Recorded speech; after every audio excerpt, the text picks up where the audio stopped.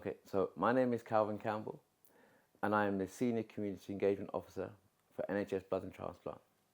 And my job primarily is to raise awareness of not only sickle cell, but blood donation in particular ethnic groups, and to make people aware of the correlation between sickle cell and blood donation, and why blood donation, in particular the black community, is so important.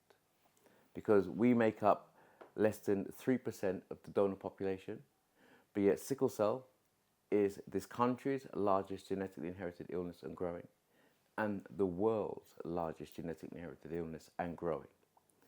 And many of us, including myself, who also have sickle cell SS, depend on regular blood donations, not just to stay healthy, but to stay alive.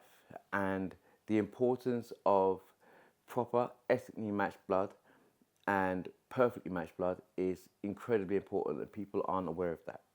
So every time I have blood, I need to have something called a cross match, where they test my blood a few days before to make sure, to find out what genotypes and other antibodies I have in my blood.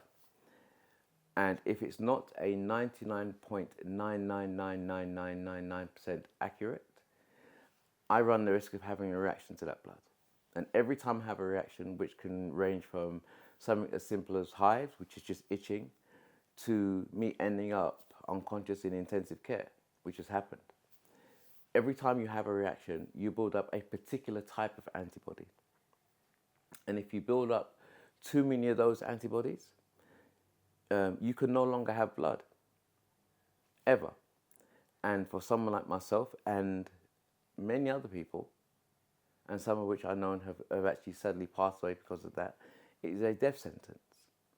Because if you become unwell and you end up in a situation where you're needing an exchange or transfusion, but you can't have blood, there is very little they can do for you.